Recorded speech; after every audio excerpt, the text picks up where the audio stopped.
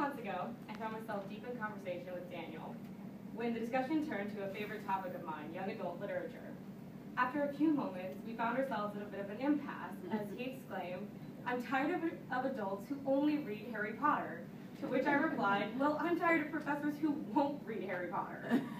This exchange is the crux of a more pressing issue, the question of if the traditional canon of literature that is taught at colleges and universities is in fact a true reflection of the vast array of literature that the world has to offer, and whether this canon needs to be expanded to include the ever-growing sector of young adult literature in order to truly meet the needs and expectations of modern-day students. Despite the merits of YA Lit and the like, they're taught only, if ever, in segregated classes separate from the bulk of literature courses, and often seen as lesser for being centered around literature written for young people, or, as the case may be, simply about young people. In his piece, The Future of the Profession, Jerry Griswold discusses the industry's resistance to more popular literature being introduced to students. He states, "There was a time when literary studies were narrowly defined and confined to canonical works, and any attempt to widen that canon was resisted as an attempt to get comic books in the classrooms."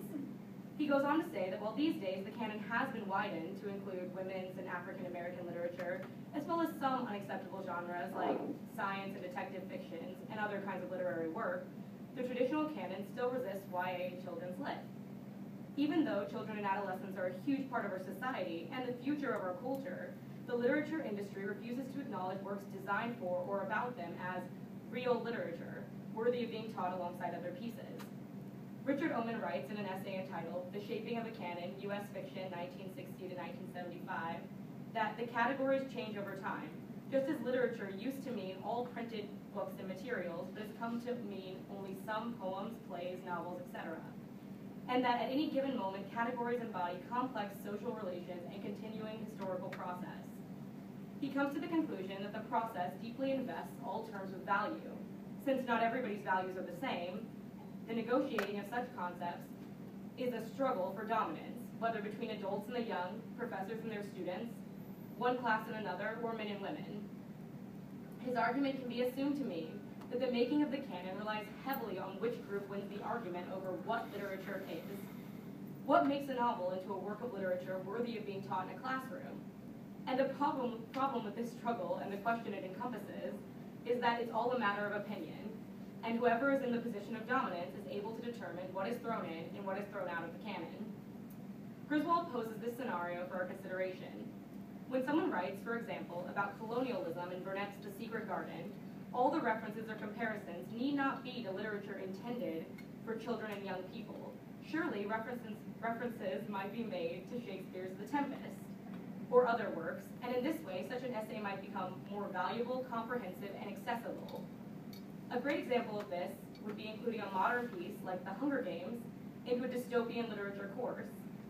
This act is sure to bring a new dimension to the class that adds to, rather than detracts from, the course's merits.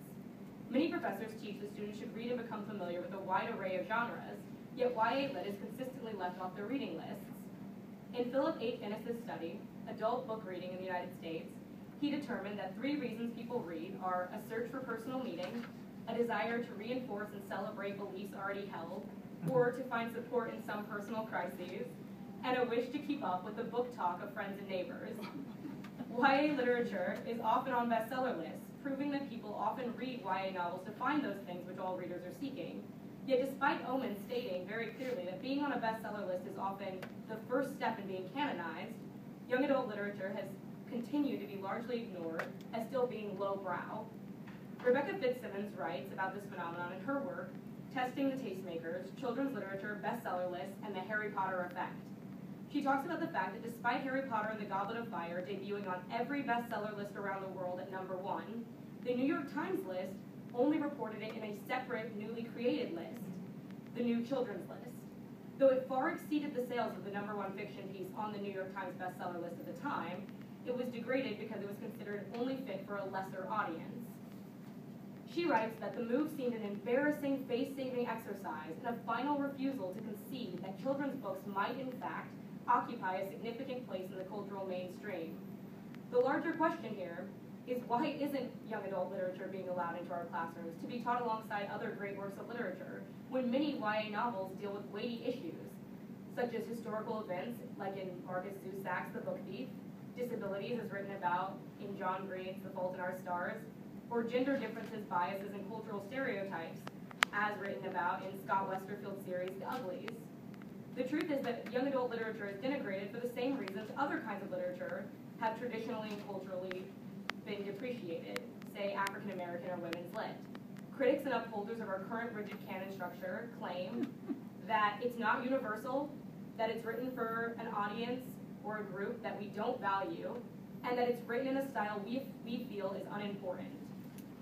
Fitzsimmons points out that when authors began to write the serious novel or the art novel, they did so by excluding women and children from the potential audience, thus ensuring that literature considered suitable for women and children was placed in a direct contrast with highbrow serious novels. Because children's literature has long been viewed as popular, simple, and easy to access, it has a reputation for being inferior to the more artistic novels on the market, which are meant to be exclusive and difficult, and, by that definition, unsuitable for those lesser audiences like women and children. Growing up, young adults are encouraged to read a variety of genres, often resulting in bookshelves lined with volumes of Kafka, Voltaire, Bronte, and Dickens, standing alongside those written by Rowling, Tolkien, and Patterson. It would seem common sense, then, that these same young people would be encouraged to continue to read and absorb ideas from a wide range of literature as they progress in their studies.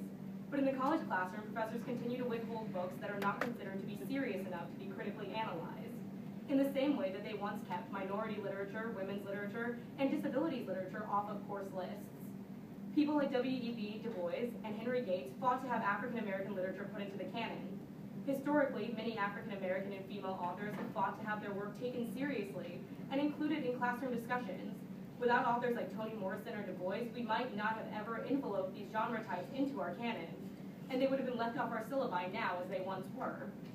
But many young adults aren't in a position to fight for YA literature, which is why it falls on the writers of such literature and other professionals in the industries, the librarians, professors, and the like, to be the voice of this movement instead. Ullman said, the college classroom and its counterpart, the academic journal, have become in our society the final arbiters of literary merit and even of survival. This says everything. If YA Lit is not allowed into our classrooms, it runs the risk of one day being forgotten by our descendants. And work that has real merit should not have to run that risk.